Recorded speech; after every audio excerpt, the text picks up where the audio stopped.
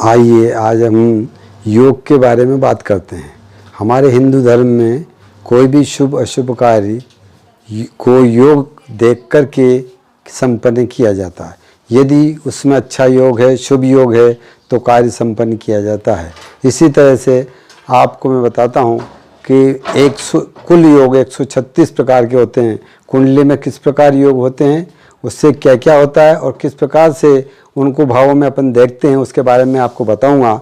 अभी तक आपने 10 या 20 योग देखे होंगे, सुने होंगे, उनके बारे में विचार किया होगा, लेकिन मैं आपको कुल 136 योगों के बारे में आगे के वीडियो में बताऊंगा। अभी मैं आपको बता रहा हूँ, जैसे धन योग, पुत्र योग, संतान योग, कालसर्प योग और विद्या प्राप्ति योग, धन प्राप्ति योग, इस तरह के योगों के बारे में आपने देखा होगा। मैं आपको 136 तरह के योग जो बताऊंगा, कुंडली में किस प्रकार बनते हैं, उसका क्या क्या महत्व है, उसके बारे में आगे के वीडियो में आपको बताऊंगा। अभी अपन इसके बारे में बात करते हैं। आज हमारा विषय योगों पर चल रहा है। आज हम देखते हैं रवि योग। कुंडली में रवि योग किस प्रकार से बनता है तथा रवि योग में जन्मे व्यक्ति का क्या फल है, रवि योग का क्या फल होता है, वो आपको हम इस कुंडली के द्वारा बताते हैं। रवि योग, ये इस कुंडली में आपको बताता हूँ रवि योग।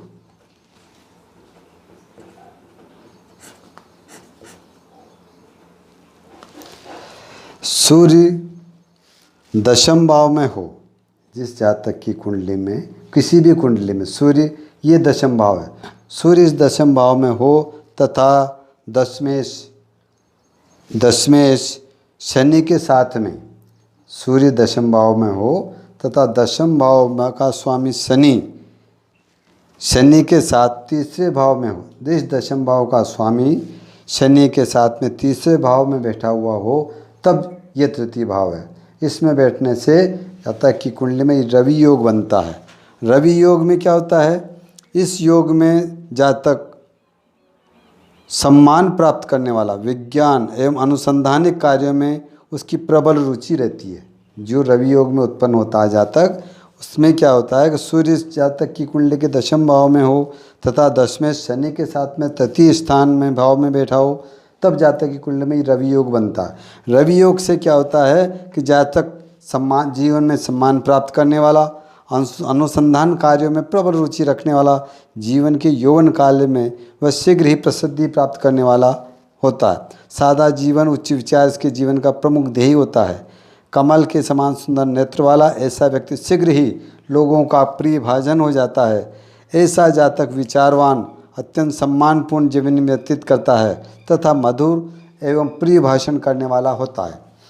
सूर्य का दशम भाव में होना तथा शनि की तीसरे भाव में स्थिति, यूँ भी एक प्रकार से देखा जाए तो राजयोग कारक होता है। और फिर जब दशमेश का, इस दशम भाव के स्वामी का शनि से संबंध तृतीय भाव में हो जाता है, वह फिर प्रबल राजयोग में परिवर्तित हो जाता है। इसको अपन रवि योग और प्रबल राजयोग कहते हैं। अब कुंडली में अपन रज्जु योग के बारे में विचार विमर्श करेंगे। कुंडली में रज्जु योग कैसे बनता है तथा रज्जु योग सभी शुभ ग्रह चर राशियों में आने पर कुंडली में रज्जु योग बनता है। इन राशियों में मेष, कर्क, तुला और मकर राशियाँ आती हैं। ये स्थिर राशियाँ हैं। स्थिर राशियों में शुभ ग्रह का स्थित होना जातक की कुंडली में रज्जु योग बनाता है। रज्जु योग कैसे होता है, क्या फल होता है, ये आपको मैं बताता हूँ। ये है रज्जु योग। रज्जु योग में चर राशि हैं। चर राशियों का मतलब होता है मेष, कर्क, तुला और मकर। इन चारों राशियों को चर राशि बोली जाती है। चर राशि में उत्पन्न होने वाला जातक जीवन में एक बार विदेश यात्राएं करता है। इसका लक्ष्य निश्चित होता है, तथा उस लक्ष्य के लिए जातक निरंतर प्रयत्नशील रहता है। ऐसा व्यक्ति ईर्ष्यालु, तीव्र गति से चलने वाला तथा सहिष्णु होता है। अब रज्जु योग कैसे बनता है कि इस भाव में अगर मेष राशि है, कर्क राशि है या तुला राशि है या मकर राशि, इनमें शुभ ग्रहों का होना, जैसे यह मेष, कर्क, तुला और ये मकर, इन राशियों में शुभ ग्रहों का स्थित होने से जातक की कुंडली में रज्जु योग बनता है। रज्जु योग में जन्म लेने वाला जातक विदेश यात्राओं का गमन करता है, अपने लक्ष्य की प्राप्ति करता है। ऐसा बालक सष्ण प्रयत्नशील, जीवन में निरंतर अपने लक्ष्य को प्राप्त करने के लिए प्रयत्नशील रहता है।